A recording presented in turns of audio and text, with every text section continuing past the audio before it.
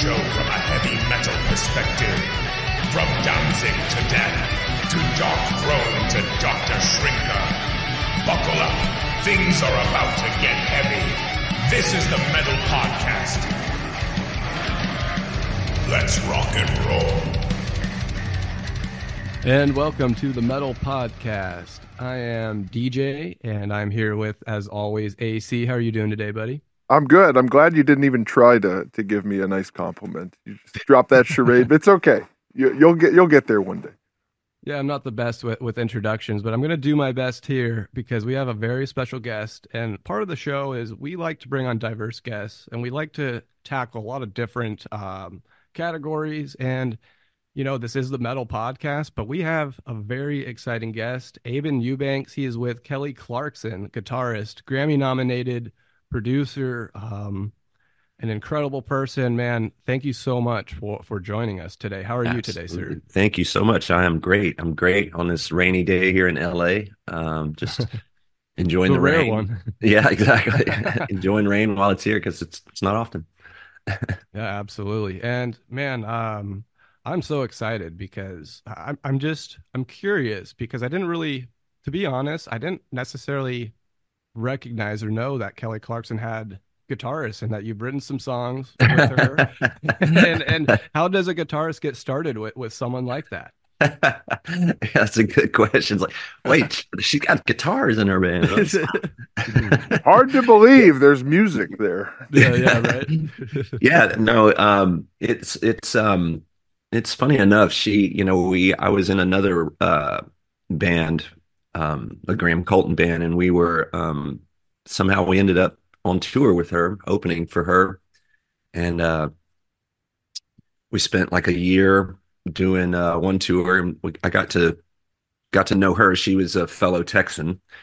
Like I'm from Texas and she's from Texas, and we kind of bonded over, that annoying Texas thing where Texans barbecue talk about themselves, how they're better than everybody, just kind of ribbing with everybody about the whole, the old Texan pride thing. But so we kind of bonded over that, and soon began kind of writing songs together. And time came where she needed a guitar player for the next tour and stuff, and so she had mentioned it to her MD, and her MD reached out, and it all worked out. So 17, 18 years later, wow, here I am. Right place, right time. It was it was good. Yeah, for it too, I'm sure. Did you have to do any type of like what do you call it, like not an interview, but what am I trying to say? Audition. Like an audition, yes. Well, no, not really, because we had spent like a year and a half on tour with her opening, and had written songs with her, and so she herself and some of the other band members that were there at the time knew what I could do. I think they knew that I could do the job that was required for her going forward. It was a bonus that we wrote together, that we wrote songs together, and she we've grown to be real close writers, as far as like we write with each other a lot. Wow. Over the past years. So it's just it's been a great working relationship for sure. She's amazing. It's like when you were saying earlier, like I didn't know she had guitar players, and that's the kind of the thing that's been fun about playing with her for all these years. It's like a lot of people don't realize a lot of things about her. They you just see this TV show winner, this kind of pop princess thing that was plucked off the television. You kind of have, everybody kind of makes their own summations. It's like, oh, okay, I know what that is. But it's so funny because she's so incredibly musical, and her range of music that she listens to and likes and stuff is so dynamic. She listens to country, to metal, to she's everything. It's like every day, every show we've ever played, the walk-on song, I mean, they're not necessarily metal, but they're certainly closer than, say, Britney, is AC/DC. I was going to say Is Led you shook Zeppelin. me all night long. That's how we, yeah, that's our, yeah, exactly. That's how we, walk on the stage because she likes to rock. She just, it's just one thing about her that like a lot of people um, don't know or didn't know. Her having a TV show, there's a lot more known about her because, her personality and her, she's on TV in millions of homes every day, um, talking as opposed to singing like she was on American Idol. So, I think the secret's getting out more and more and more, just exactly how, dynamic and, awesome and all these things that you wouldn't suspect from, a TV pop, kind of, it's a TV show and it was, it's all kind of a contrived kind of thing. So, expectations are kind of low, but like she really, she's risen to the top. She really is a talent and it's been awesome to be on the ride.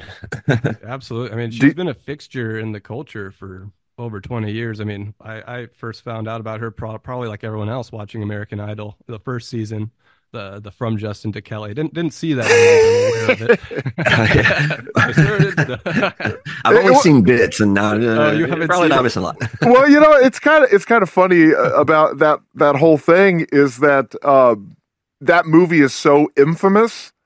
And Kelly Clarkson has moved past it. I don't think Justin has. I don't even know his name. The only thing I know him as is he was the other guy in American Idol who was in that terrible movie. Yeah. Well, I don't know if you've seen all those Dr. Pepper commercials. No. That's him doing all those. That's actually him doing those funny. They're actually pretty funny commercials and stuff. When he's like miniature or whatever. Yeah. Him. Oh, wow. Him. I guess they realized his acting chops is more comedic focused. I guess they watched from Justin to Kelly. They're like, brilliant, best comedy ever seen. Yeah, somebody called. Yeah. That's hilarious. Yeah, and I think you kind of touched on it already because I was kind of curious about your personal like influences or like when you first heard music that was like, hey, I got to start playing guitar, or have you always, I mean, you got a piano behind you as well. Like what was the instrument that got you going, or what did you hear that kind of like influenced you? Yeah, so I come from a musical family. Like all my dad's side were all musicians. They all played guitar and sang and played in bands. My granddad was on the circuit with Elvis back in the day. All of those guys that did all those hay rides and fairs and all that stuff. So it's always been around. Like, having instruments and stuff. It's always been ever since there's been a diaper. So there's, come out of the womb with a ukulele. Yeah. So that's kind of, it wasn't really you're born into it. Seeked out, from like a lot of stories or like, my families were, doctors and accountants and this, and I just had this thing. For me, it wasn't really ever a choice. It was just always something that was around, and I just would pick it up and I'd, make noise until the noises started kind of coming together, or, the interest of making it sound better started, developing as I got older. From just banging on all this, noisy stuff around the house to, as you get older, you start trying to like, make sense of all that noise. So that's kind of like how I stumbled into, or I say stumbled, but how I kind of was held at gunpoint and forced into the music industry. the family business, I guess. The family business. Shotgun musician? Is that what yeah. You're gonna be broke like the rest of us. Well, hey, lucky you. Do you like Megadeth? I do. I used to like that. Obviously, the one huge record back in the day. I used to listen to. Love that song. What was it? I'm drawing a blank because I haven't talked about Megadeth. Don't give him hints, DJ. No. I want to. Oh well, yeah. Obviously, I love the. What was the? What do you mean? Yeah, that's P Cells. Peace Sells, Who's Peace Buying? Sells, That's right. yeah. Yeah. Okay. That's the one I was like, yeah, that album. Yeah, I was really into that album back in the day whenever it was, Metallica, Megadeth, and all of those bands and stuff. Because my best friend, I was always into like the Beatles, and that kind of thing and stuff. And my best friend growing up through school, he was totally into metal because he had older brothers that loved all of that, all the metal stuff. So he turned me on to a lot of the like metal stuff at an early age. Um, but I yeah, and as much as we do deride Metallica because they do deserve a lot of the criticism that we give them, but if you are like an actual musician like Megadeth and Metallica, that is like the cream of the crop, because a lot of those bands like Slayer is just pure unadulterated aggression, which is why it is very appealing, and it's why they lasted as long as they did.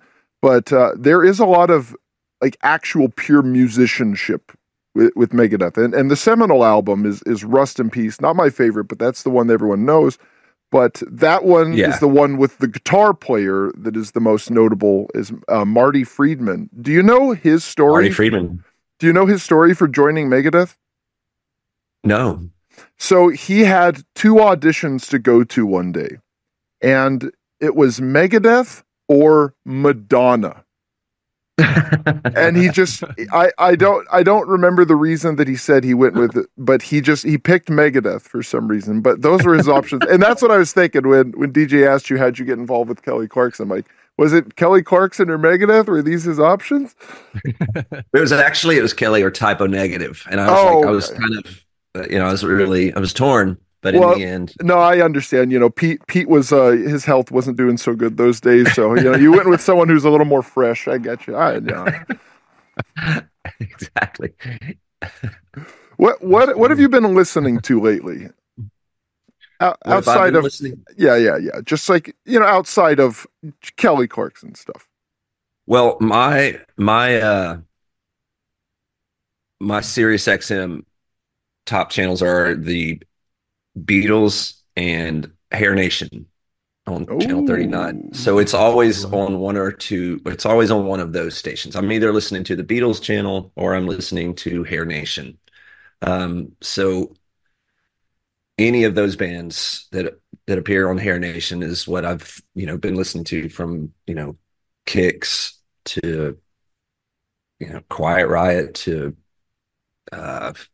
some of the more hair glam bands like Winger or Poison or something, which those aren't my favorite, but it was an era. I think everybody's in that. Vibe. I think everyone's in that same boat with you, because there are bands that got lumped into like the actual hair metal bands that aren't that. Like the best example is Wasp. Wasp is absolutely not a hair metal band. Yeah. But they got lumped into it. Like and I think that line got blurred by Motley Crue, because their first 2 albums are just straight solid like classic heavy metal. And then they kind of went the hair metal route with Theater of Pain. So I think that's where it all blended together. Things started getting colorful and glossy and stuff a little bit. Well, that got popular, and then at the end of the day, a lot of these guys like, well, I am hungry. I wish I had money for food. So you know what? Get me some hairspray and a hair dryer. All right. Yeah. Now everyone stand behind me, because we have to save money for this stuff. So I think that it just went in that direction. Yeah, they took the BPMs down a few and added some synthesizers. Made it a little poppier, make it more accessible. Because a little lipstick on it. Well, yeah, of course, put a little lipstick on a pig. And the girls were into it, man. Well, yeah, and the girls are into it. So like the scary thrash bands, or that's it. Yeah, that's it. It's like, man, with the armor or whatever. All this blood and blades is not working. Where are the girls? Yeah. Why are only guys coming to our concerts? All we talk about is death, murder, and killing. Yeah.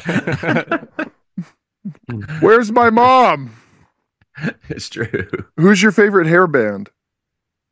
My favorite hair band? God, that's tough, man. That's a really tough. My favorite hair band. Oh gosh. I mean, I mean, I don't know that. Man, that's hard. That's so hard. I like Guns N' Roses a lot. Um, their first, especially the first record specifically. Um, and I'm trying to think of like maybe some of I'm looking around like what are some of my favorite metal bands? Uh, You like Dokken? I was really into Doc. Man, I haven't pulled up some of these bands in such a long time. Yes, I did. I loved Don Doc and George Lynch and all those guys were those. That was a super great man. I liked Y&T. I liked oh, I mean Ozzy. Ozzy is like you know I love Ozzy. I love the Ozzy, Black Sabbath, all of that stuff. And You got quite a range of music, you know. It's Yeah, not what I thought. yeah, don't forget to dust off those old metal 45s. yeah, yeah. Yeah, I'm sure if I look through my Spotify, I'd come up like, oh yeah, man, I mean, I know after I do this, I'm gonna go like, what are some of these bands I listen to? I'm gonna go, oh, I should have mentioned that one. Oh my God, I can't believe I forgot that one. So, Well, now I'll just plug. Okay, there's a band called FM, and they're from okay, the UK. They have an album called Tough It Out. I highly recommend it. I, okay, right. yeah. Let me get that. Let me get my Yeah, go ahead. Yeah, this is for everyone because there's a lot note of bands these. like that. So this was a weird genre. They Okay, called it AOR and they called it adult oriented rock. It was more like the heavy answer to Phil Collins, which I still stand oh, by. I do think Phil Collins is a cool guy. I mean that like a pure rock star. But oh yeah, there were a bunch of bands that they're almost kind of like a Def Leppard type, mhm. but a little edgier. But it sounds like that because Def Leppard is also not a hair band, but they got lumped in with them because they're a little more catchier, a little more melodic, more Yeah, accessible.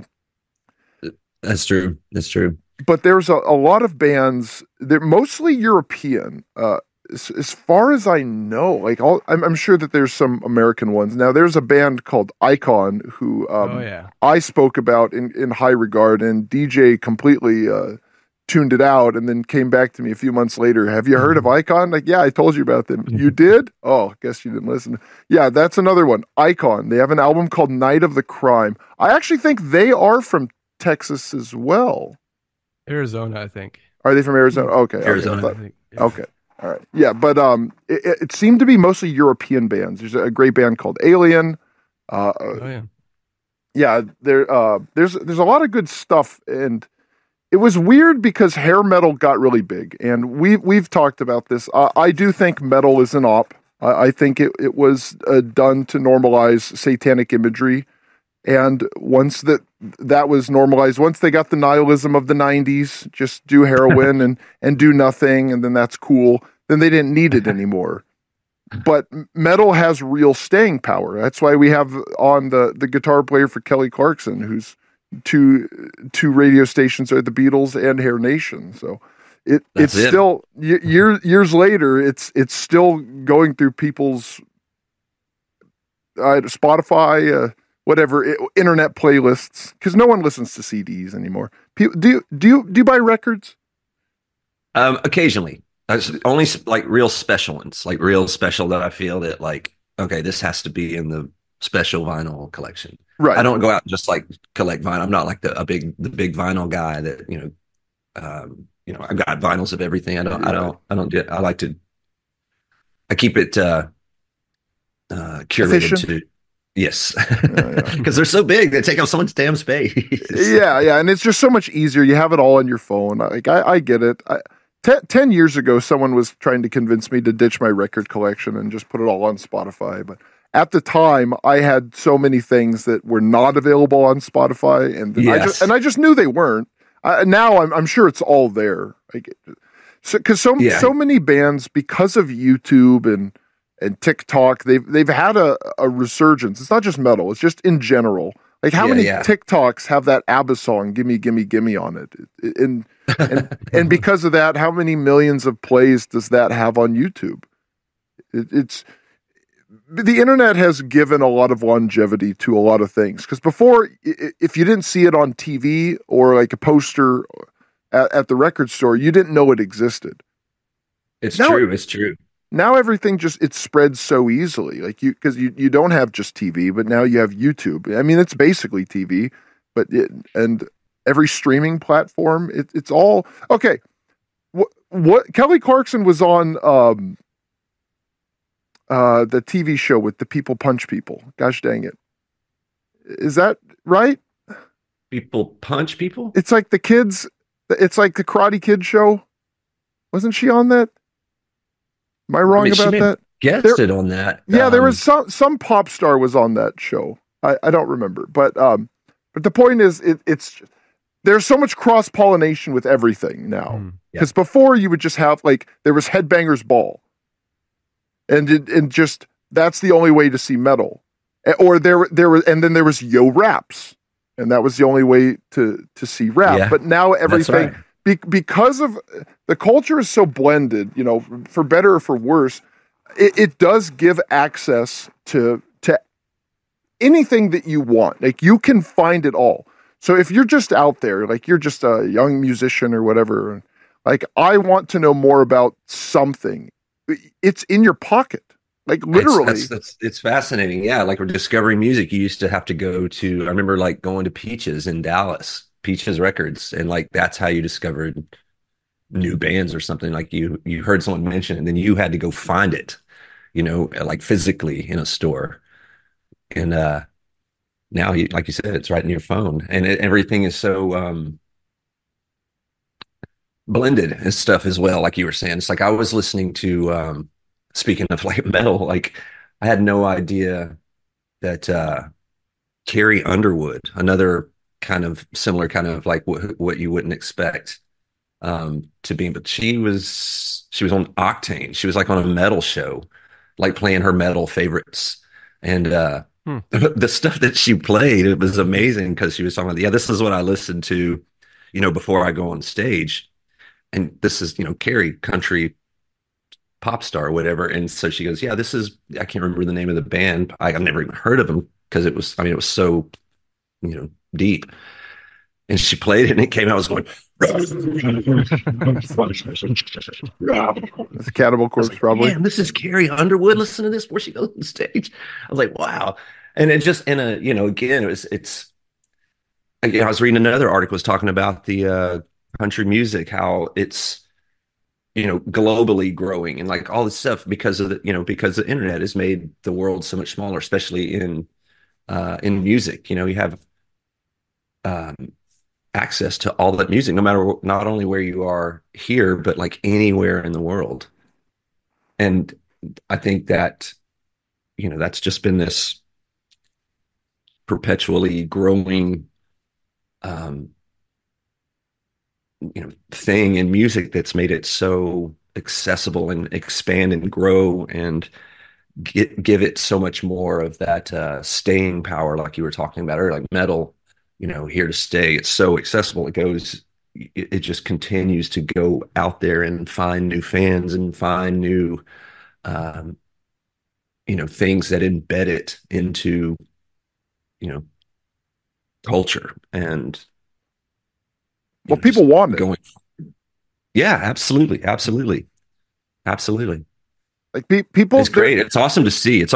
I think people like even people getting into music both as a listener, but also as a someone that participates in creating music. It's like there's never been a better,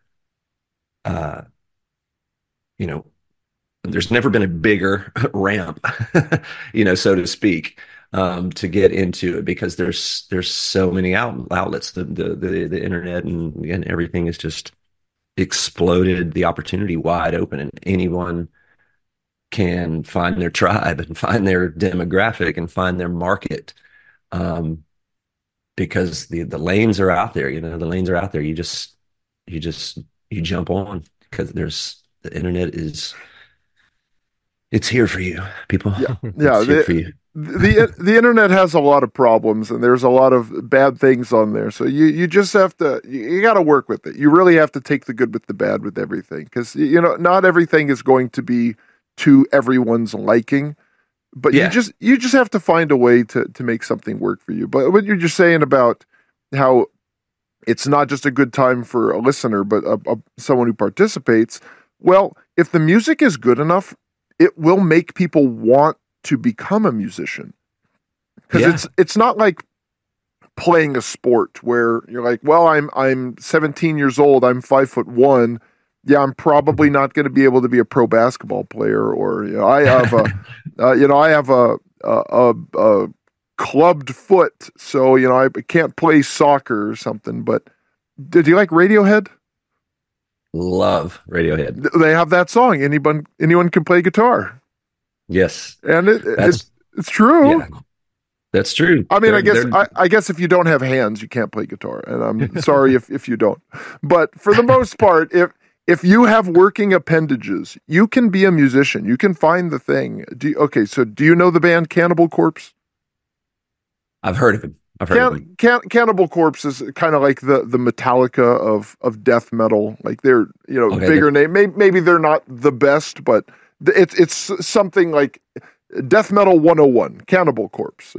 They're the death metal band making the most inroads. Probably. Like they Okay. they had an appearance in Ace Ventura: Pet Detective. So like Oh, okay. they've been around for forever. They're one of the original ones, but the bass player is like one of the more renowned bass players in metal. And someone just asked him, "Why'd you get into bass?" And he said, "Well, I wanted to be in a band, and everyone was playing guitar, so I figured that they would need a bass player, and it wouldn't take me as long to be good at bass as it would to be good at guitar to be playing guitar in a band." So it just Less strings. Yep, that's true. That's true. You don't know how many times I've heard that. I mean, that's the story. For so many bass players that I've come across in all the years and stuff. I mean, even the singer for Cinderella, Tom Kiefer, he was just great like, band. we didn't have a singer, so I just I played guitar, and like we didn't have a singer, so I just started singing.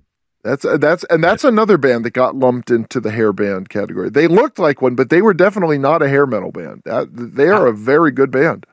I'm so glad that we brought them up, because that's probably in my top 3 favorite of metal / hard rock bands. Yeah, they're like a hard rock band. Yeah, because they have that really bluesy Yes. influence. Tom Yes. Kiefer. Yeah, real blues infused kind of rock, and I love that. They're one of my favorites. Tool is another one of my favorites. I'm glad I remember them, because that would have been one that I'd have been upset that I didn't remember to mention them after this. I don't know if I call Tool a metal band. They're almost like an industrial band, but with less like digital instruments. I think I might lump them in because they give me that same emotion that like great metal music gives me. It's like they're kind of like a Type O Negative in a way. Yeah, like it was during the pandemic, that Fear Inoculum. That was my album that got me up the mountain. I hike the mountain just about every day here, and that gets me up the mountain so fast. It's a perfect. It builds so perfectly. It's just like it's a choreographed dance with my hike on the mountain. It's just it gives me that that adrenaline. Do you like Perfect Circle? I like them pretty good. Yeah. Okay. I like the Tool iteration a little more, but I thought Perfect Circle they were slamming and stuff as well. They were great band. It's kind of weird when people kind of make a side project and it's basically the same thing. Yeah. It's the same type of music. Yeah. I think Vince Neil did the kind of same thing. He did the Vince Neil group or something, and it's like, I think that was more because they all hated each other. They do hate each other. So I think it was more just him doing that because he wanted to keep making that type of music, but they all, like Motley Crue, just hated each other. So it wasn't like I don't know the story with Bruce Dickinson, but he did his solo project like the same time. I want to say Fear of the Dark came out. So maybe he just got tired of the touring or something. I don't know. Yeah, it doesn't matter because he eventually went back to Iron Maiden. And as far as I know, they don't hate each other. And he just became the pilot for Iron Maiden. Oh, yeah. He used to fly him around in the plane. That's the amazing. I think he does now. I think like that's just like the permanent gig because he just became a pilot. A very strange person. And he wrote like children's stories too. But that's another thing. But I was just saying, I don't think he hated Iron Maiden, but his solo act sounds like a little more like dad rock version of Iron Maiden. It doesn't have the two-part harmonies that Iron Maiden's known for, but it's not drastically different. So it's like, why did you leave the band to do something that's kind of the same thing? Yeah, but without Steve Harris. and Yannick and Dave. It's very odd. I mean, well, actually, I think one of the guitar players was in there. It might have been Adrian Smith because he left Iron Maiden. Yeah, but I think it was Yannick Jeers. I think he was playing with Bruce Dickinson while he was also playing with Iron Maiden. Very, very strange. Maybe some weird experiment. Incestuous kind of thing going on there. Yeah, very, very odd. Yeah, so I never understood that because we had Lord Armin from Dark Funeral on, and like he has written, I believe, every single Dark Funeral song for the last 30 years. Like maybe some people co-wrote some stuff, but he wrote every single song in a major capacity. And I asked him, have you ever thought of just maybe branching off and doing something or like playing different music? Because, you've been doing the same style for this many years. And he said, well, if I wanted to do something different, I just call it a different band. Because other than that, like what's the point? Like you're playing the same music. So, it's that band. So if you want to do something different, then call it a different band. Where these people, they're doing the opposite. Yeah. They're doing the same thing, but calling it a different band. And with Lord Ahriman, he told us that what's behind you isn't as important as what's in front of you. And he's like, because some of like his classic albums, like, well, I mean, I'm not gonna say like he didn't care about it, but he's like, I'm on to the next album. Like I'm more excited about that. So I was kind of thinking, how do you like view music like that? Can you enjoy the past because you've been nominated for a Grammy? I mean, you've done about all you can. So what either keeps you going or what are you excited for the future? Yeah, I think that it's just to just what I just try to keep inspired, because there's really no finish line, so to speak. So I think that it's more of just staying inspired and feel that you are still producing stuff that you're proud of. So as far as like any kind of like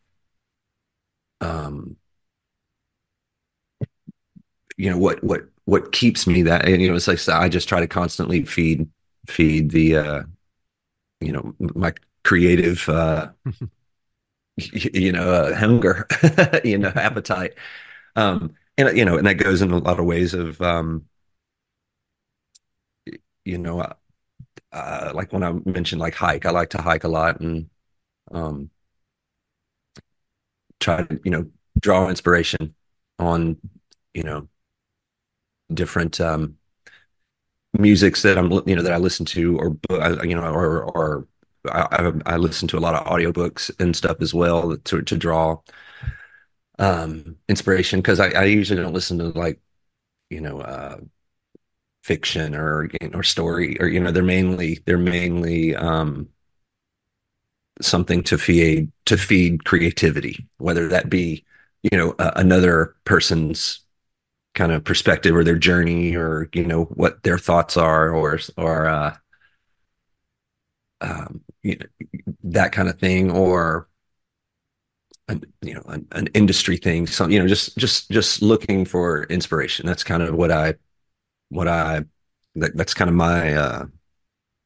my drive, what keeps me going. It's just this constant seeking for something to inspire.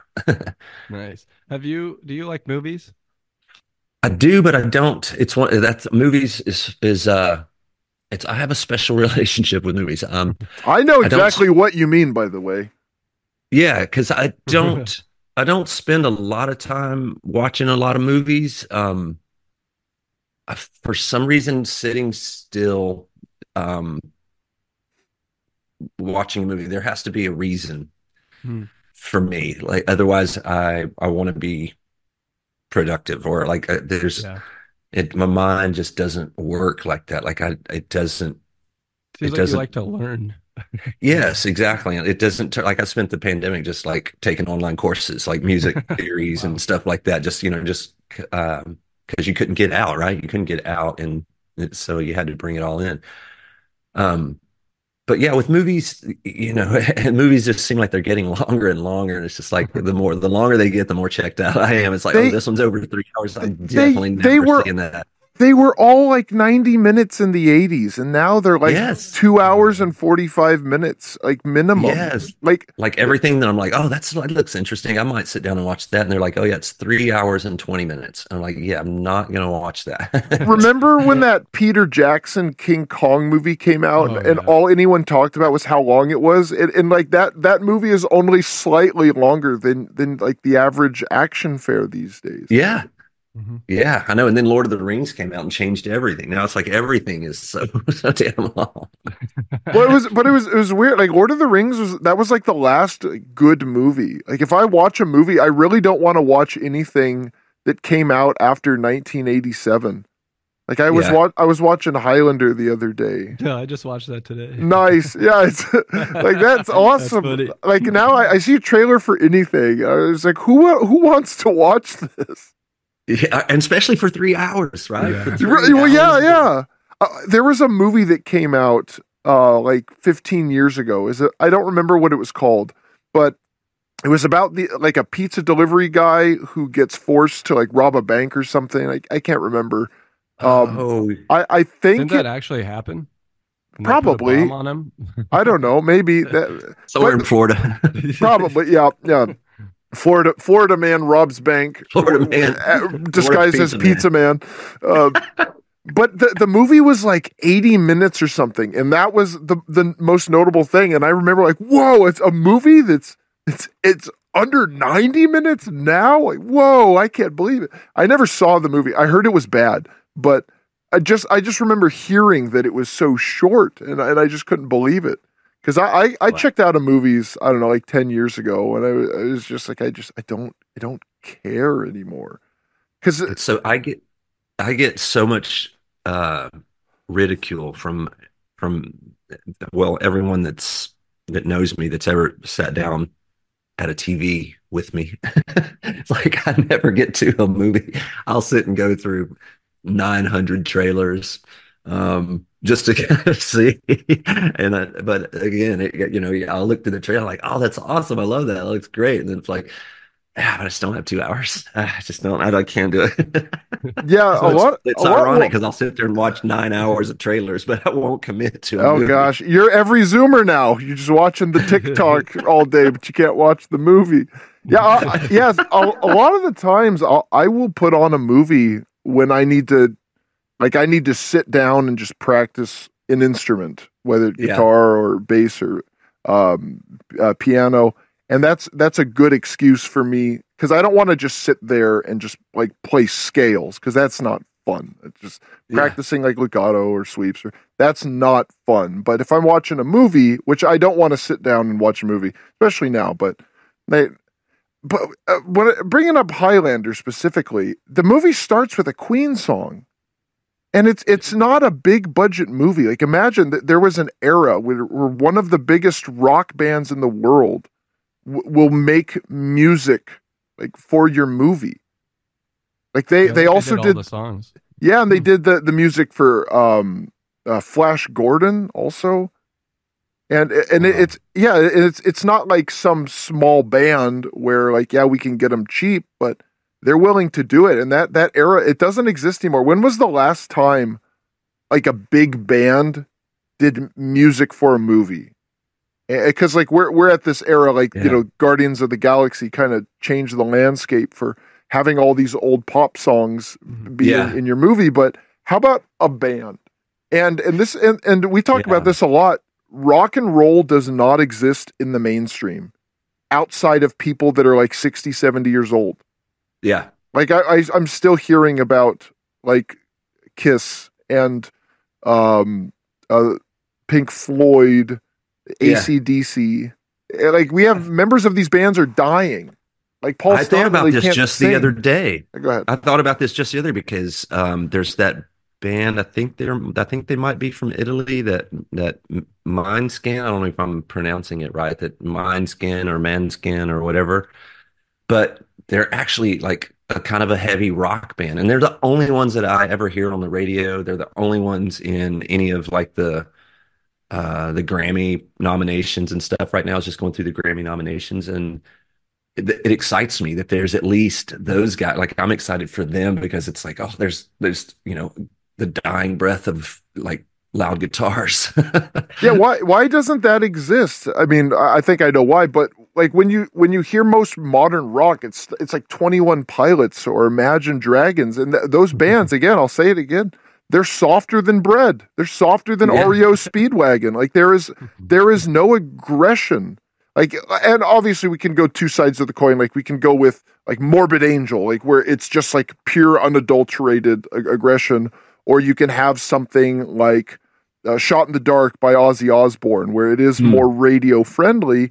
It doesn't need to be as hard and heavy as possible. It doesn't need to be the darkest thing, but how about like where is our modern day Led Zeppelin? Where is the modern day Van Halen? Where's the modern day Black Sabbath, AC/DC, Kiss? That doesn't exist. And most of these bands, they're still around in some form or another, where there's just like one original member, and it's like a 65-year-old and a bunch of like 30-something-year-olds. Yeah, and I wonder like how, you know, because we were talking about earlier about the you know, the capabilities and the reach and all of that stuff of the internet with, you know, with what that's introduced. So like I feel that, you know, that it's introduced so much, right? It's allowed and afforded and laid out all this opportunity and all this new technology and new avenues of creativity and new avenues of distribution and all this stuff. But it's also taken away a few things, I feel. And one is like, I feel that there's no Led Zeppelins or Ozzies or anything like that these days, because it's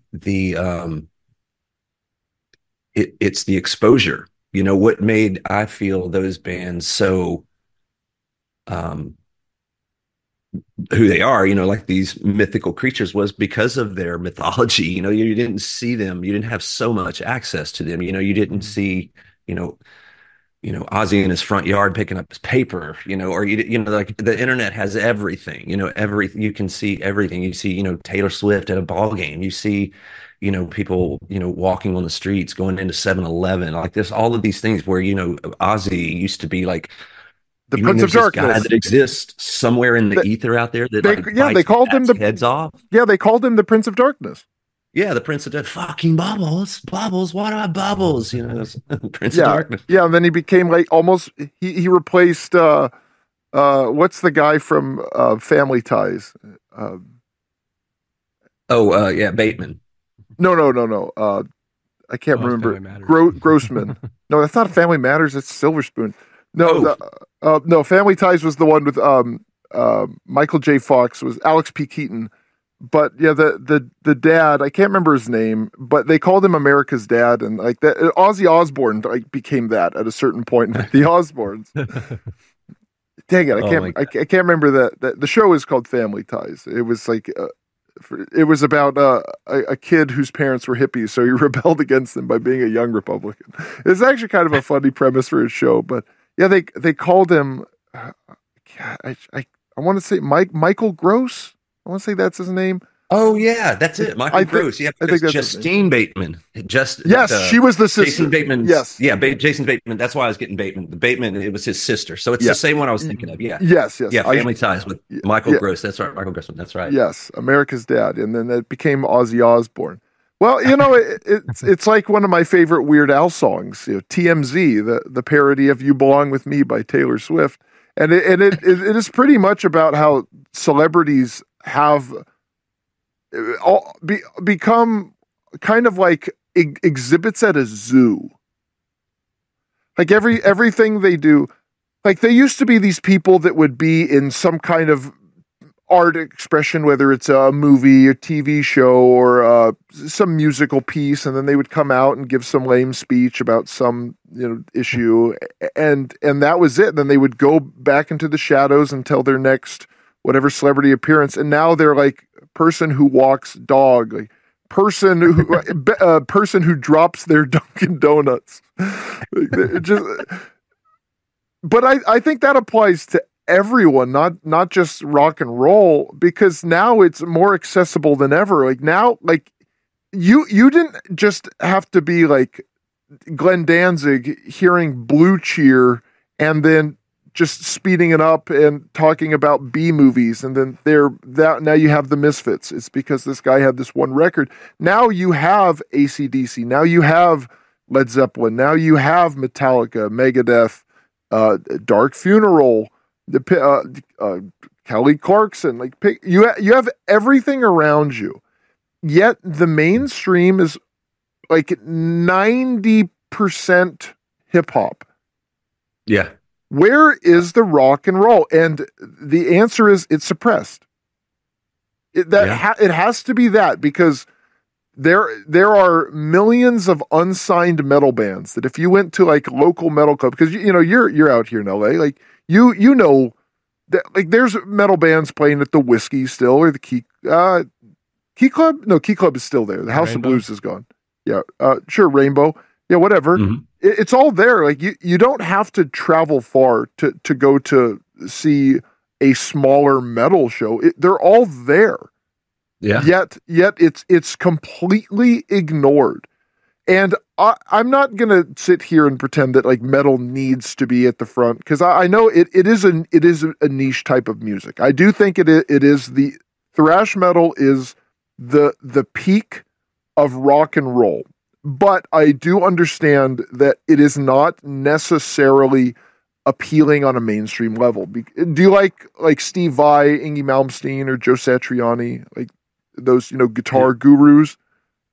Man, Steve Vai is my ultimate. He's always been my ultimate. I've seen Steve Vai like 4 times front row. Got a few of his picks. He's always been my dude. Okay, but you do understand that most people, like, they hear how he plays and it has no appeal to them. Like, if you're not a guitar player, it's not that appealing to you. So, like, yeah. So it's like you have a lot of these people. Like Steve Vai is one of the most impressive guitar players you'll ever hear, but it's very niche. It's like a lot of art.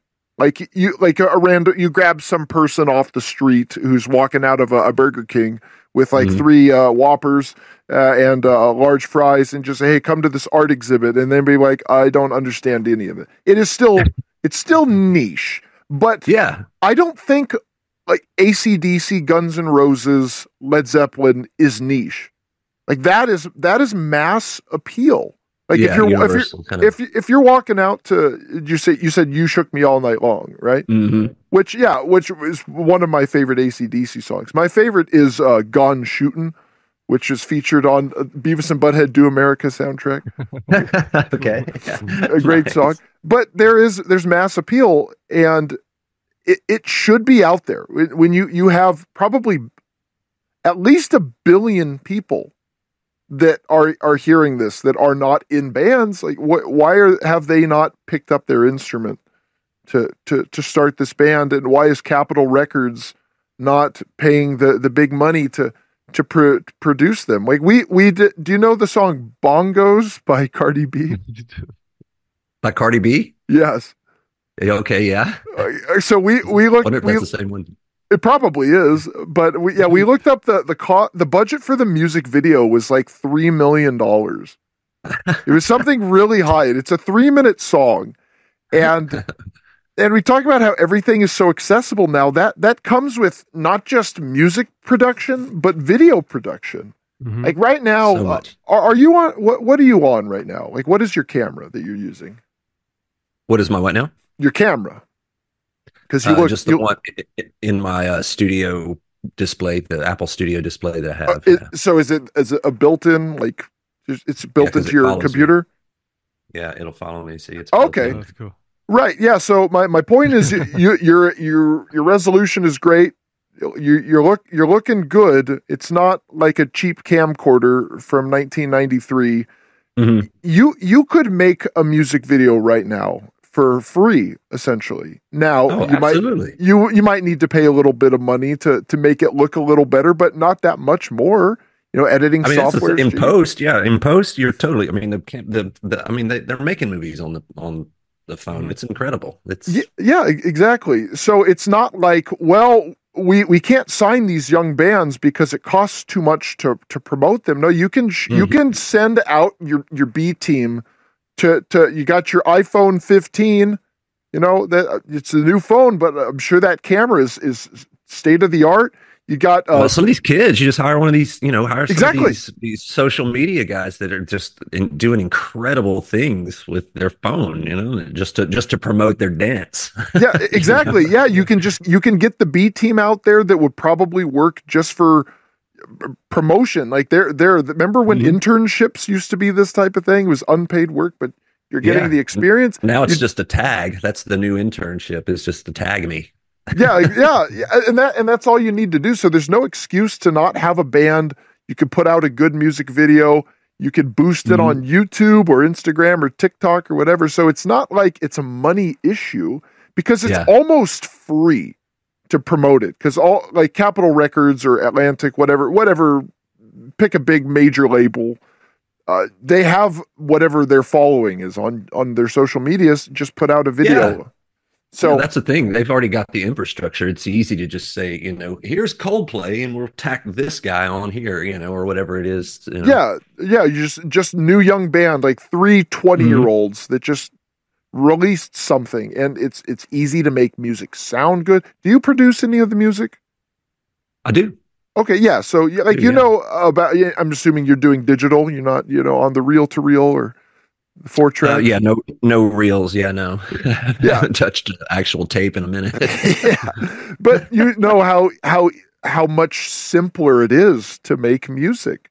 So anyone can do it. Like even if you want to use a really cheapo program like Audacity, which you're not going to get the sound of like what Drake is putting out, but still rock and roll can have a little bit more raw sound. Yeah, it's perfectly fine. So there's no excuse for this not to be not even at the forefront of music, but at least parallel with any of the other top stuff. Because we're just go ahead. No, I was just going to say it's most everything happens in cycles, and I'm wondering when the next like revolution of guitars and metal and some heavier stuff is like. Has it been 30 years since its last revival? Well, it seems like it's like 30 years. Everything kind of like relaunches. I would say that metal peaked as far as popularity with the Black Album. Which, which I think partially is because the Black Album is not a good album. Most of the guests that we've had on here have not been favorable to it. Andy LaRock liked it, but the other people are like, when it came out, no, that was not good. Yeah, that was weird because I realized that because I've never been like a huge Metallica fan or anything, but I have several friends that are huge Metallica fans. A lot of people are. And it's you're absolutely right. It's like everybody's like all about like Ride the Lightning and all of those things. Master and they think Puppets. The Black Album, they're like, it's kind of it's a different band, sellout, so to speak. Yeah, it's a different band. Go Yeah. listen. Like if you could have I make a Spotify playlist of the first 4 Metallica records, put it on shuffle, like Yeah. listen to any song and then listen to any song from the Black Album.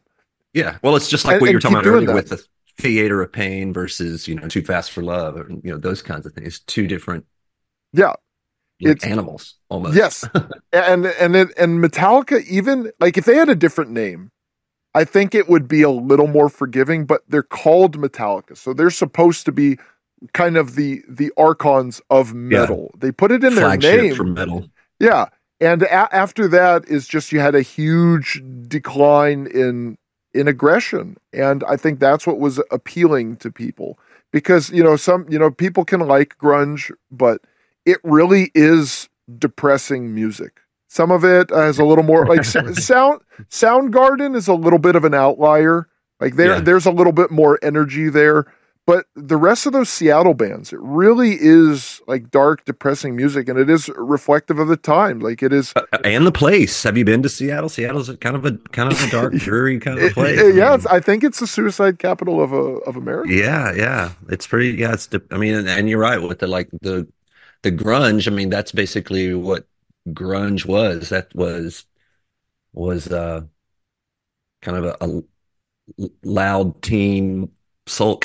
Yeah, it was nihilism in rock form. Yeah.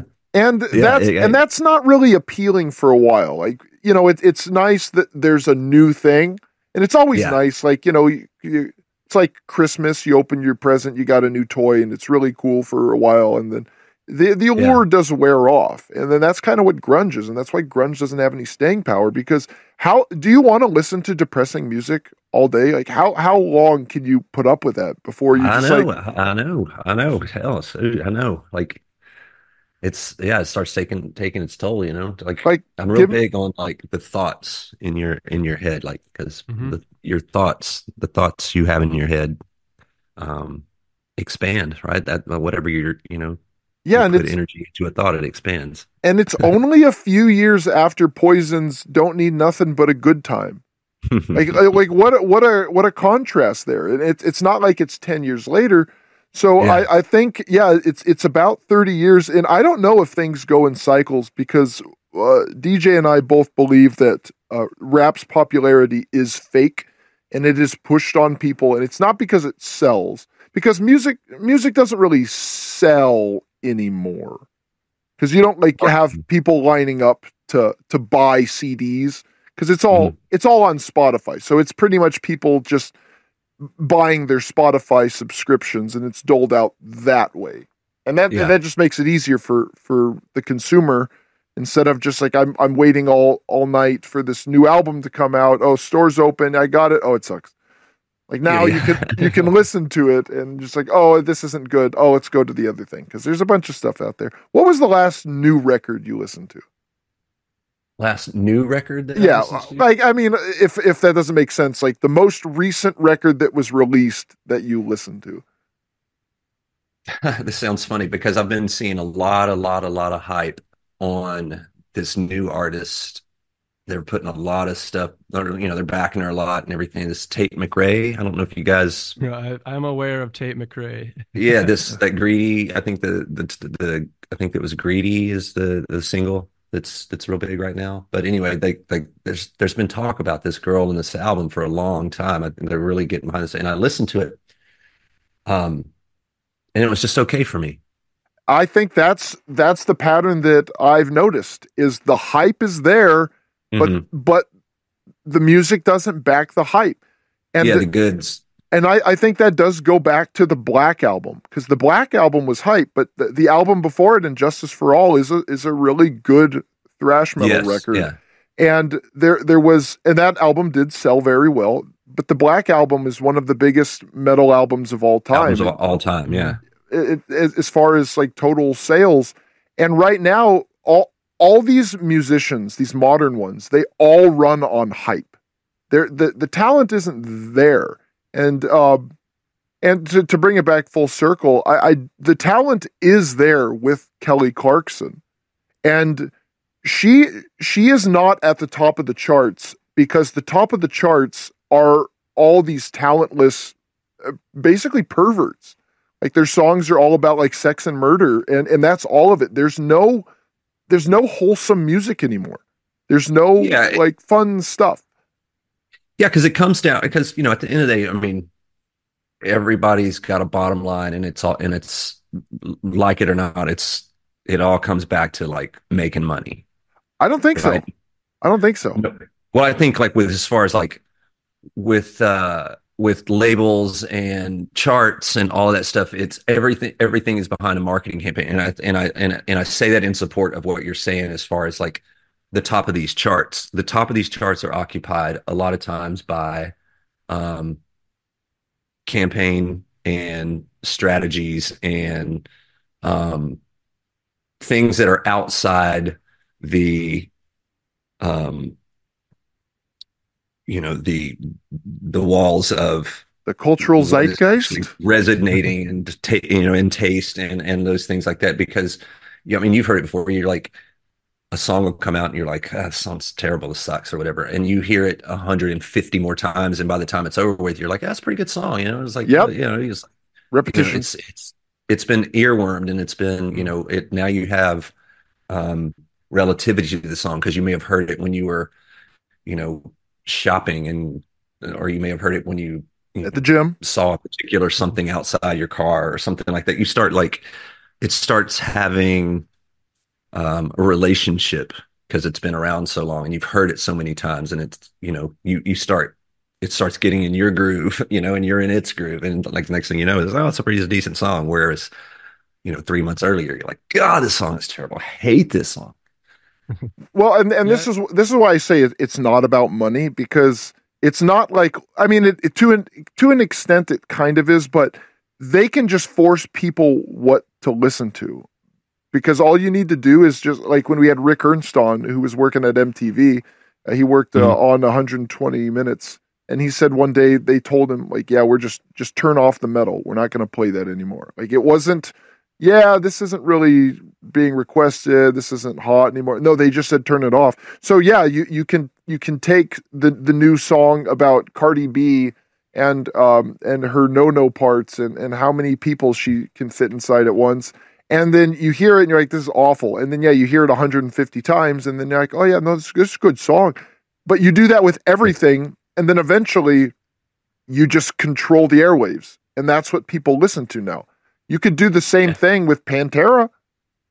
Like you could just play Pantera over and over, and then eventually people are like, oh, this song Walk, oh, this is my jam. Like, I would rather hear Pantera at the gym than Betty Who. yeah. Well, so going back, like one as far as where a case example is like Metallica, like they're kind of sitting idle, as far as like there's no one's really, as far as like labels or anyone, no one's like running out to like go, hey, here's the new Metallica record, here's all, promote it. Yep. And so recently they had that placement in Stranger Things. Yes. They had Yep. And it blew up, right? Like because all of a sudden now it's generating all these, ad dollars and all of these, like suddenly so many people are paying attention to Metallica now. So now we've got a bite. There's a bite on the hook. Like there's a chance to make a lot of money here because now Metallica's hot again. So now we're going to get all of our thing. Now everyone needs to know about Metallica. Everyone needs to check out their catalog. And like, again, it goes back to like there was a money opportunity because out of nowhere they get this sync and it explodes, and now they're a valuable commodity again, and suddenly everybody wants to get behind Metallica because now they're making money again. But here's where I push back on that is everything you said was correct, but they didn't capitalize on it and say here's a bunch of other bands like Metallica. So I think that was more like, look, they can do it, because they did the same thing with that Kate Bush song that was in that same thing, where that song went to #1 on the iTunes charts. Yeah. So they can make the stuff popular, but they choose not to specifically with hard rock, because they, after that Metallica thing, Like that, Mhm. that was everywhere. The Master of Puppets. You could have done, you could have used that as an opportunity to unload all those back issues with like Megadeth and Anthrax and Creator. They could have jumped on that train. They just didn't. Yeah. Because it is very, if you look at it, that is a very cinematic scene. In the context, like I watched that show, and when that scene happened, it's pretty grand and epic, and it is really cool. But like, why didn't he just go inside the trailer and just put the amp on top? because it looks cooler. It does look cooler. That's why. But it just using Master of Puppets in that, and how many people are watching Stranger Things? It's a lot. So now Master of Puppets is just become part of people's hiking playlists now, just because of that one moment. Yeah. Yeah. Well, indirectly, what I think happens is it's created a space that is maybe before that episode or before that was maybe a little less accepting of, say, a metal show, or now maybe they prefer, or maybe now it would be even cooler to suddenly see more of those types of songs placed in movies and TV shows, because maybe it's it's opened a door to like, hey, maybe this Master Puppets here, this Metallica song is really really shown a light on people's acceptance to metal and to heavy music, and like it really, maybe there's something to this type of music that's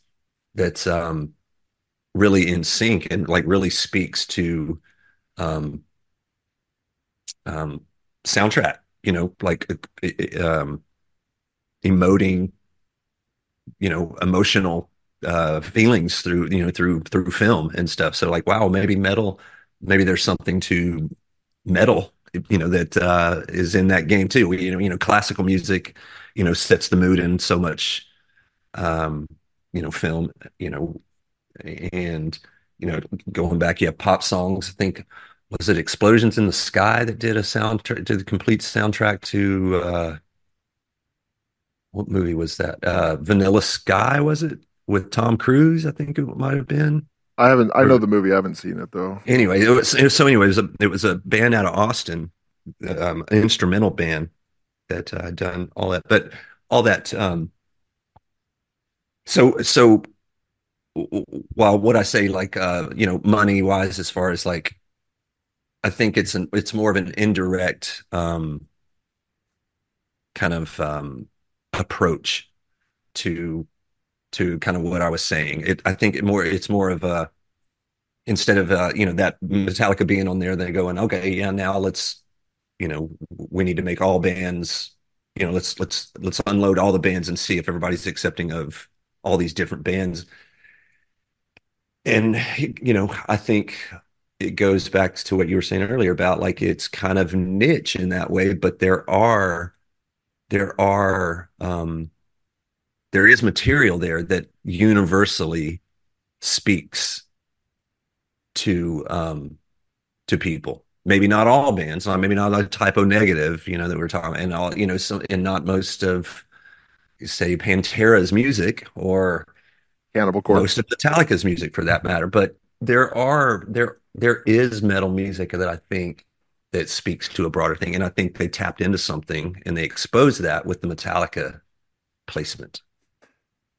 Well, I agree with that, and I'm seeing it. I think you're looking at it as kind of like how it is helpful, and it does generate sales, and it does reach more people, because more exposure, more people. Because even if it's niche, there's over 7 billion people. So niche and 7 billion, like 1% of that is still and still bring home a check. Yeah, that's that's big money. But I'm saying that the people their hands on the levers of power, they just don't care, and they don't want rock and roll to be popular. They don't want it to be mainstream. They want it to go away and die, and they'll use it as a cash cow as long as possible. And the reason is the reason I say that is because like you just put Master of Puppets in one scene of Stranger Things with some clever marketing. That could have been almost any metal song because the presentation for it is and Master of Puppets is a good song too. But you could have picked like Holy Wars, but I mean, I guess you couldn't pick Holy Wars by Megadeth. It wouldn't have been out yet. But you could have done Peace Sells by Megadeth. Like there's a bunch of things you could have done. Raining Blood by Slayer. Like there's a bunch of stuff from that era. Gung Ho, Anthrax, whatever, and it would have had the same effect. But that just shows that they have the power to make these things popular. Like they can make the metal popular. Like why do DJ and I know who Sexy Red is? Like that shouldn't be the case. It's because they talk about these people. Yeah, they earworm them, and that's how they become popular. Like Cardi B is a stripper that has an IQ of like 43, and then she's like the biggest artist in the world, and all she talks about is disgusting like pornography. But they put her in front of everything, so now she's interviewing the future president of the United States. So you could do the same thing with a bunch of 20-year-old guys that are doing rock and roll because you just market them. Doesn't cost much money. You could have put that spot, get a nice catchy aggressive song with whatever, something sounds kind of like Motor Breath from Kill 'Em All, and then you put that on your Stranger Things or whatever TV show that's popular or the viral TikTok video. Boom. Now this band that was playing at clubs for 15 people is now opening for AC/DC or whatever. And that's how the industry controls everything. It's just through marketing. Yeah. And I don't think they care to have hard rock in the mainstream.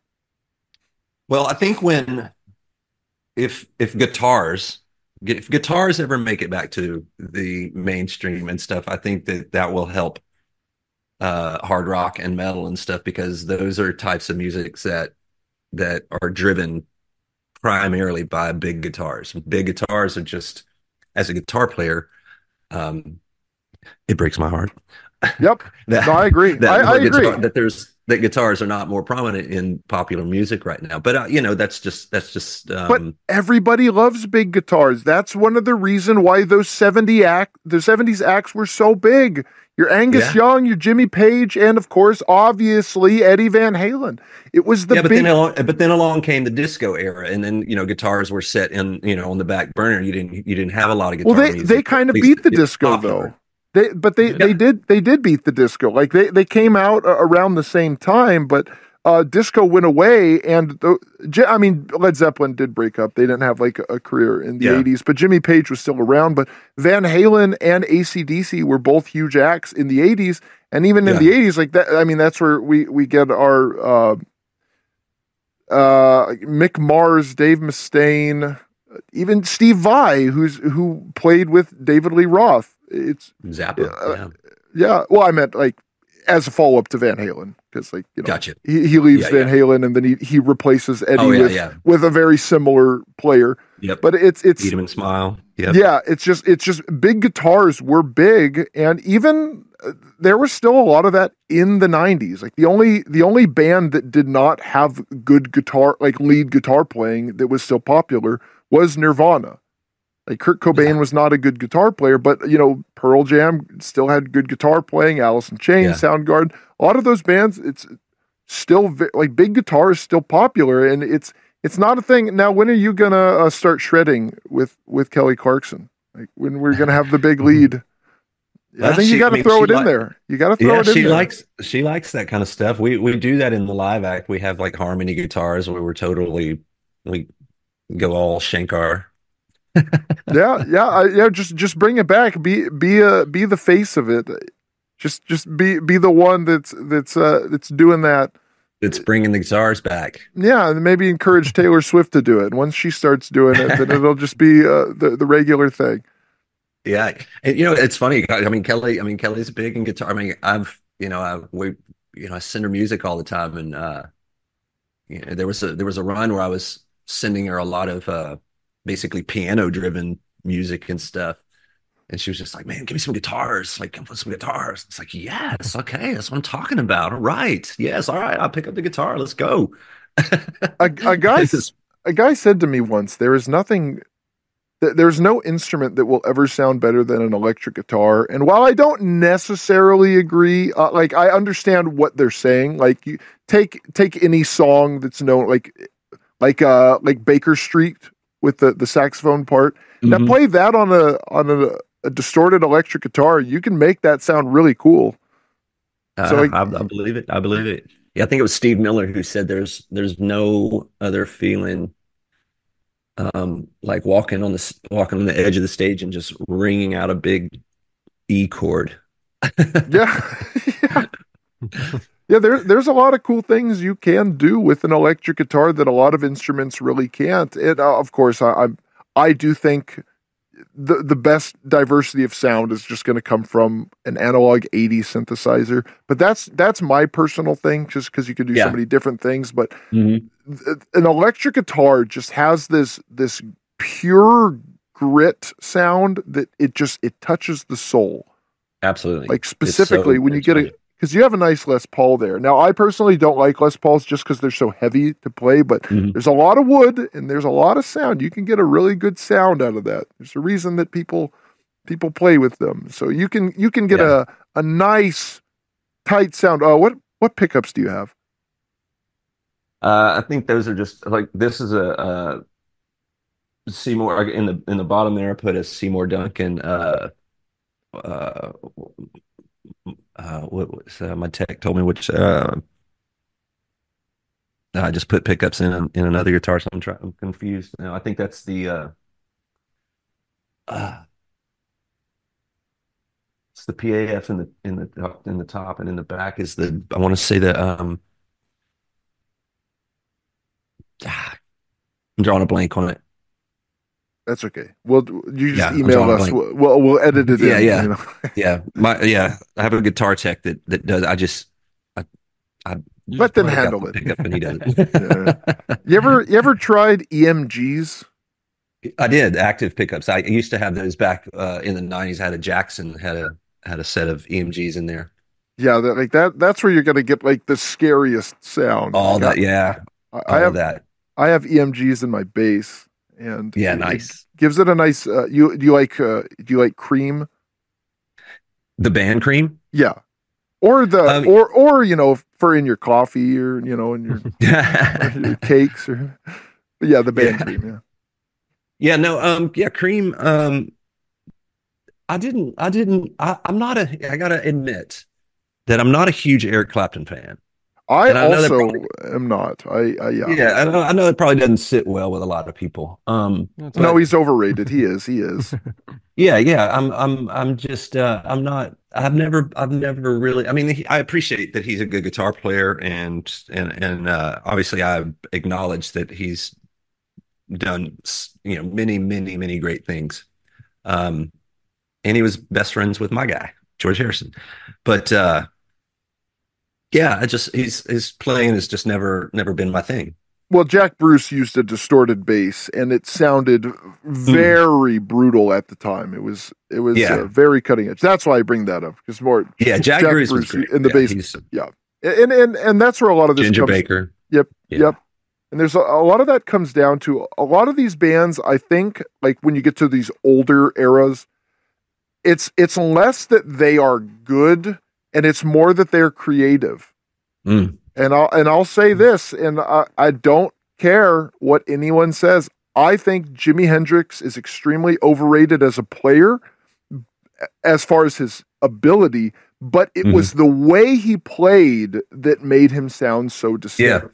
It was his approach to the guitar, to the instrument. It's not like when people say he's one of the best guitarists. Like, no, he's not. He's like, I wouldn't even put him in the top 10,000. It's just at the time he played in a very creative way that no one had really played. Like he was kind of like, although not as good, he was just kind of like the Eddie Van Halen of the era. Because while Eddie Van Halen is one of the most creative and technically impressive players. Because technically he's exactly. But he also kind of reinvented how to play guitar. Like he kind of inspired everyone to to be more aggressive, and it was a combination of reinventing the wheel and being good at rolling it. Where I think I think Jimi Hendrix is more like, this is a creative way to play, less that he was good, and maybe that was just because he was so strung out all the time, and maybe that impaired his playing. And if he was sober, maybe he. Same with like Jimmy Page to me. Like, I don't think Jimmy Page is a good guitar player. He was sloppy. I mean, a lot of his stuff, you listen to the Heartbreaker solo, and it's total slop. But his approach and his hooks and his creativity was just off the charts. But as far as the actual ability to play what his creative mind was coming up with, I mean, it wasn't technically proficient as, say, someone like Van Halen. Van Halen. Van Halen's the gold standard. Yeah. They're very precise, whether that's your thing or not. Whether, and a lot of times, creativity is a better thing to have than a technical ability. Right. What would you rather listen to? Someone who can play something perfectly where the songs are boring, or someone who's sloppy where the songs are catchy and appeal to? That's why I love the Beatles so much, honestly, because like I listen to those records and it's packed, chock full of flaws. There's songs where it sounds like Ringo falls off the drum set in the middle of the thing. I'm Looking Through You. Go listen to I'm Looking Through You off of Rubber Soul and just listen to the snare drum. For the whole song, just concentrate on the snare drum. Like he hit it, it's never hit the same way twice. There's a couple of spots where it sounds like he just totally misses the snare drum. I don't know how you do that. It's right there between your legs. I don't know how you miss it, but he did, or it sounds like it anyway. But it's those kinds of things that I'm going, oh yeah, here comes that drum part. Or, oh yeah, here's that one thing that stands out. Oh yeah, here's where Paul like flubs, or here's where John like sings out of key, or here's where his vocal doesn't perfectly match up. All these little flaws and stuff are what's so appealing, because there's so much personality and so many unique things that happen only once that coming at me all at the, that it's raining all this like cool creative like little bits of anomalies and imperfections, and it's just so satisfying. Yeah, it's funny you say that, because we've said on the show that it sounds like most of the music now, that the top of the charts, is like made in like a science lab somewhere. Yeah, everything is quantized. Everything is quantized. Everything is copied and pasted and flown. It's like, all right, great, we've got that 4 bars. Now let's fly that 4 bars, because that one is done perfect. Let's fly it all over the song now. Like songs are written horizontally, and you can almost hear that horizontal development. Yeah, there's no grit, and I am a very, very sloppy guitar player. When I say Jimmy Page is not a good guitar player, like I say that as someone who's also not a good guitar player. But I am proud of the music that I make, because I don't write it for anything other than what I think I would want to hear. Like I'm a listener. What would I like? So I understand sloppy guitar playing, and I cope pretty well. I say, well, you know what? These other bands, they didn't have this. That was, like CC DeVille's not that great, so they sold a lot of records. But now everything is so pristine, and there's no emotion, there's no heart, there's no love. It's like the musical equivalent of like Applebee's. Like it tries to present itself like it's a family restaurant, but it's just like it's corporate crap. Like it came in a package and got thrown in the microwave and then out to you. Exactly. Yeah. It's not like going to from Cisco. Yeah, you're not going to like a fancy restaurant where it's like 2-month-old like aged steak, and like the butter is fresh from the ranch that's just a few hour drive away, and all the vegetables were handpicked this morning. Like, no, it's the same crap you get at McDonald's. It just looks slightly better because they care more about dressing it up. And that's what music is now. Like there's nothing, there's no, I'll say it again, because I like saying this. The music industry used to find people with talent exploit them and make money off them. Now, because of how they make music, and it's so easy, and they have 27 producers on Lizzo's new song. You can pick anyone out of, like, you could just like be walking down the street and grab someone and say, "Hey, do you want to be a famous musician?" And then you can just use all these effects to make them sound good. You can have all these people like synthesize all the music for them. Drum machines are just super easy to use. You don't need talent anymore. No, they don't look for talent. I know this. They don't look for talent. They look for followers. They look for compliance. Who has the follower? Who's already got something going to where we don't have to risk as much. They don't even need to do that. They can just make the followers. They can just find someone and then just tell everyone, like that the Tate McGray, or what, I can't, did I say the name right? Yeah, you did. I don't want to get called embarrassing. Tate McRae. Yeah, like you could just tell people, "Oh yeah, this person's hot. You're going to see it," and then boom, they get the followers, because you gotta. It's almost like a new Keeping Up with the Joneses. Like, you got to follow this person on social media because everyone's following them. Like, that's what people are talking about around the water cooler. So you don't need to find the person with the followers. They do that. Like they did that with Billie Eilish. Like, her and her brother did all their songs, and it's fine. It's for what it is. It feels more pure. Like, it feels like someone who makes their own music, as opposed to most of this like synthetic garbage, where you can make the followers for the people. And I think they do a two-pronged attack. They do what you said, where they find the people with the followers and then they just build them up, or they just take someone who's generally, they're like the child of someone famous, and then they just turn them into you're a rock star now. Like, you're a pop star. Like, that's it. Like, it doesn't matter. Like, oh, I don't know anything about this. It doesn't matter. Music it's too easy to make, and you can just tell people what to like and what to listen to. That's true. Yeah. So, now, Aben, oh yeah, go ahead. Go ahead. Aben, you mentioned that you do send music out to Kelly. Are you guys working on anything right now, or like when I want to see you live? When can I do that? Yeah, we're doing Vegas for New Year's. We got a couple of shows. Drive out to Vegas. Let's do it. All right. Yeah. Vegas. Yep. Doing New Year's out there. So there's a couple of live shows coming up. There's some, we're doing Vegas again in February. There's some travel, some corporate stuff here and there. And as far as writing, it's like we're always writing, working on something. It's that's just something as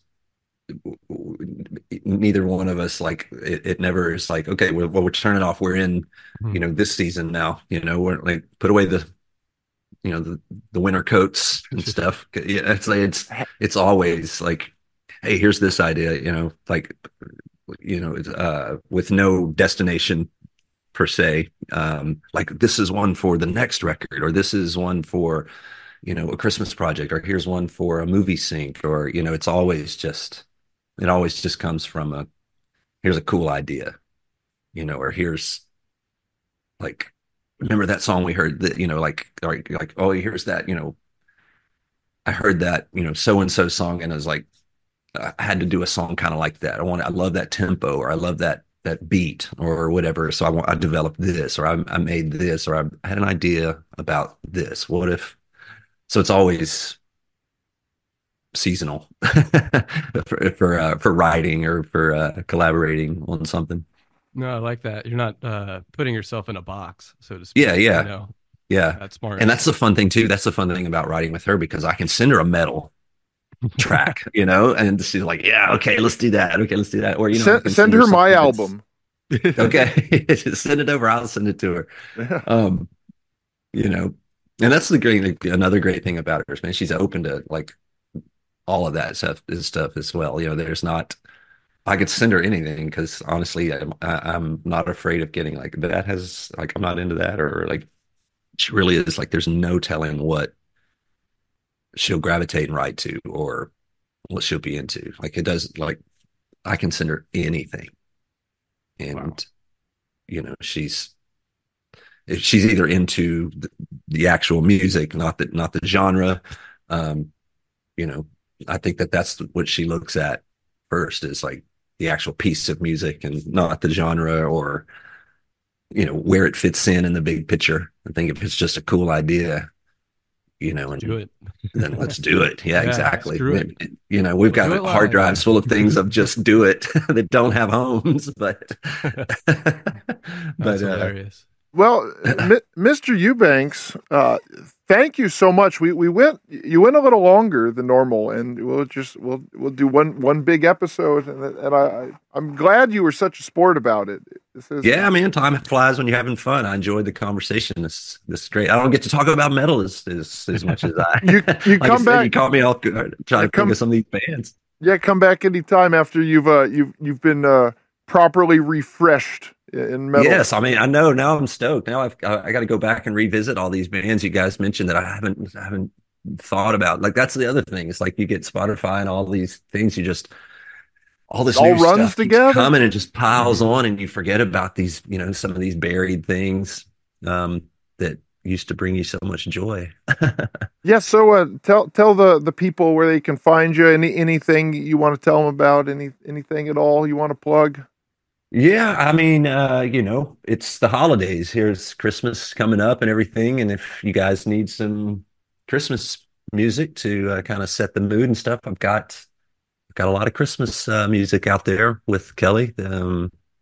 We've current single that's out right now, the one she's doing with Ariana Grande. Gonna do it with her. We wrote that last year, so that's out. So yeah, so there's plenty of Christmas music out there that um, I've written, and if you're interested to know what any of that sounds like, yeah, go check it out. Well, we'll put all the links in the description as always. Yeah, So appreciate that. what's the song that you're gonna have close this out this week? Let's go with the single. Let's go with Santa Can't You Hear Me? All right. Uh, Kelly and Ariana.